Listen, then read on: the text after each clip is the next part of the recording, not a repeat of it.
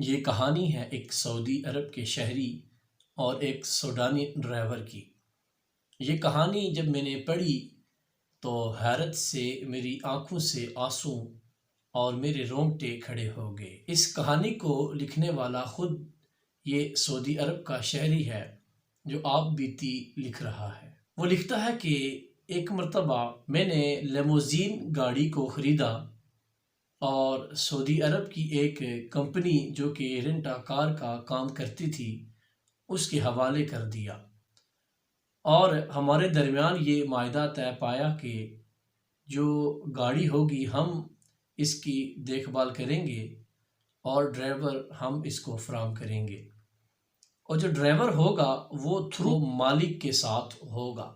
اب یہ کمپنی اور سعودی جو شہری ہے ان دونوں کے درمیان یہ معاہدہ طے پا گیا کہ کچھ پرسنٹیج جو ہوگی وہ ہم کمپنی کو دیں گے، بقایا جو اس کی آمدن ہوگی وہ سعودی شہری اپنے پاس رکھے گا اور اسی میں سے تنخواہ جو ہوگی ڈرائیور کو دے گا۔ یہ سعودی شہری خود لکھتا ہے کہ کچھ عرصہ گزرنے کے بعد میں نے 1 سے 2 گاڑیاں لی، 2 سے 3 گاڑیاں لی، اور اللہ تعالیٰ نے میرے کام میں برکتیں مزید ڈال دیں۔ لیکن کچھ عرصہ گزرنے کے بعد ایک میری جو لیموزین گاڑی تھی جو میں نے پہلے خریدی تھی وہ سوڈان کا رہنے والا تھا۔ وہ نہایت ہی ایماندار اور دیانتدار شخص تھا۔ وقت پر جو تمام اس کی جو آمدن گاڑی کی ہوتی تھی وہ کمپنی کو جمع کراتا تھا، اور کسی قسم کی کبھی بھی اس کی کوئی شکایت نہیں آئی تھی۔ لیکن اچانک ایسا ہوا کہ وہ بندہ گاڑی لے کر غائب ہو گیا۔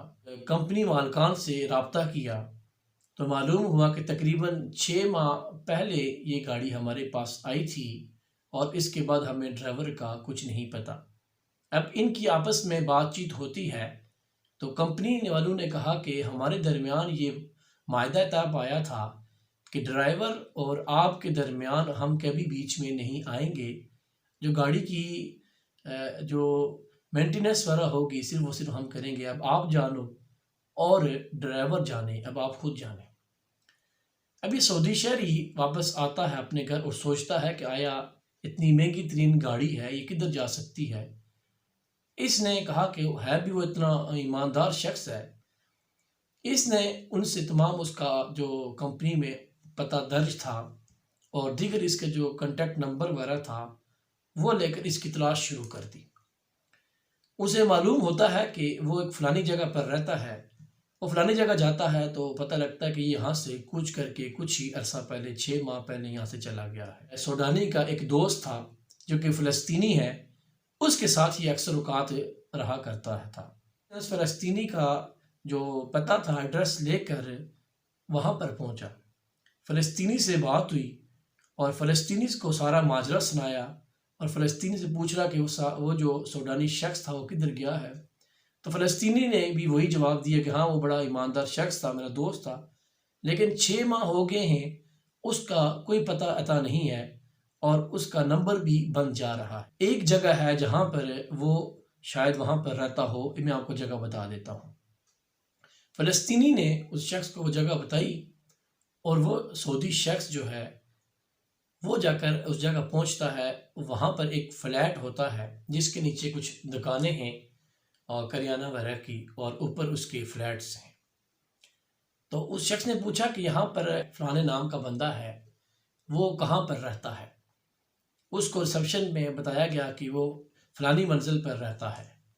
یہ سعودی شخص اپنے دل میں بہت ساری باتیں لیے اور اپنے ذہن میں طرح طرح کے سوالات سوار کیے، سیڑھیوں سے اوپر چڑھ کر گیا تو دروازے کو ناک کیا، اور ناک کرنے پر دروازہ جو ہی کھلا تو وہ یہ سعودی شخص خود کہتا ہے کہ میرے رونگٹے کھڑے ہو گئے، اور میں یہ دیکھ کر حیران ہو گیا کہ وہ سوڈانی جو ڈرائیور تھا میرا بالکل لاغر پڑا ہوا ہے کونے میں، اور اس کی جو جسم ہے وہ نہایت ہی دبلا اور پتلا ہوا کمزور ہوا وہ شخص، اور پاس اس کے بچے بیٹھے ہوئے جن کے پہننے کے لیے کوئی پورے کپڑے نہیں تھے۔ سعودی جو شخص ہے وہ یہ کہتا ہے کہ جتنے بھی سوالات تھے جو میرے ذہن میں تھے، میں جو اپنے باتیں لے کر اس سے میں نے پوچھنی تھی، اور سارے کے سارے میں بھول گیا۔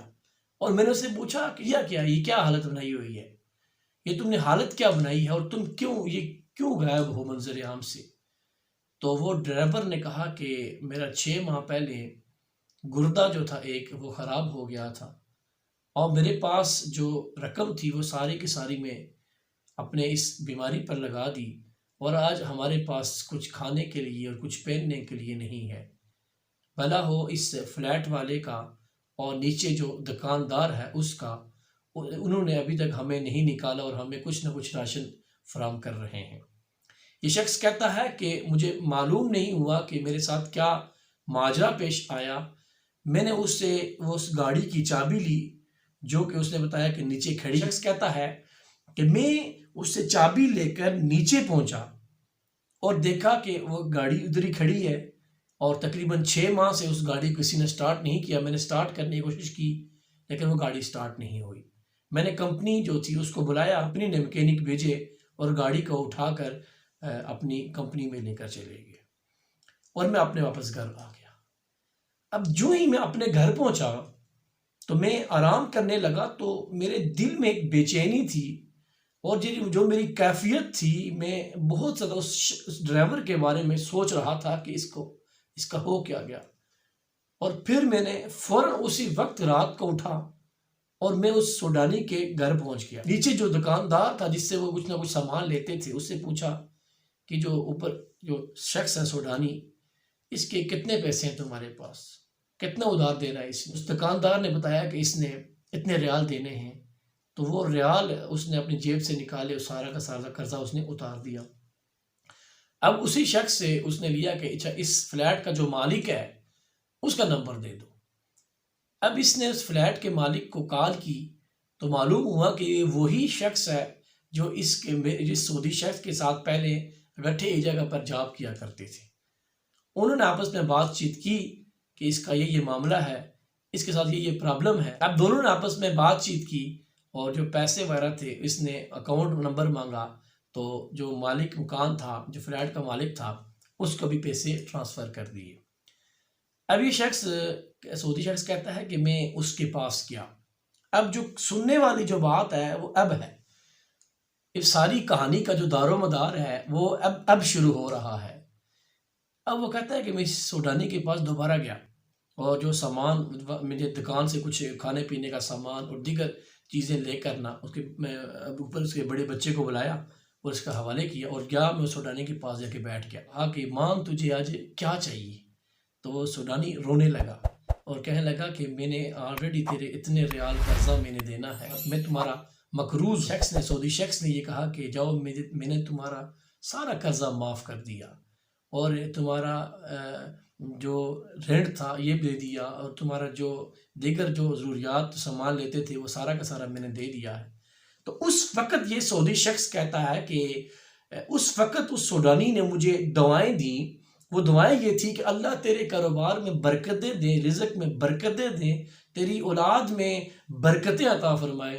یہ دعائیں تھی جو میں لے کر واپس آ گیا، اور میں اپنا کام شروع کر دیا، اور جو میرا دل کو تسلی ہوئی تھی اس سے پہلے ایسی تسلی کبھی نہیں ہوئی تھی، اور یہ کام میں نے اپنا سارا مکمل کر دیا، اور سارا میں اپنے کام میں لگا ہوا تھا۔ سعودی عرب کا جو یہ شخص ہے یہ کہتا ہے کہ اب اس کے بعد 3 مہینے کے اندر جو میرا جتنا بھی میں نے اس کا پیسہ دیا ہوا تھا، جتنا بھی میں نے قرضہ دیا ہوا تھا، وہ سارا کا سارا وہ اللہ تعالیٰ نے مجھے واپس لوٹا دیا۔ اور اس شخص کو دینے کی وجہ سے یہ ہوا کہ میں نے ایک گاڑی سے دوسری سے تیسری سے چوتھی، اور حتیٰ کہ میں نے بہت ساری گاڑیاں خرید لی، اور اللہ تعالیٰ نے مجھے وہ کچھ عطا کیا جو اس سے پہلے مجھے کبھی نہیں عطا کیا تھا ان 3 مہینوں کے اندر۔ اور حتیٰ کہ یہ جو لیموزین گاڑی میری پرانی ہو چکی تھی، میں نے آج سے جو 4-5 سال پہلے جس قیمت میں لی تھی اسی قیمت میں واپس اس کو بیچ بھی دیا۔ اور اللہ تعالیٰ نے میرے مال میں اتنی برکتیں رکھی ہیں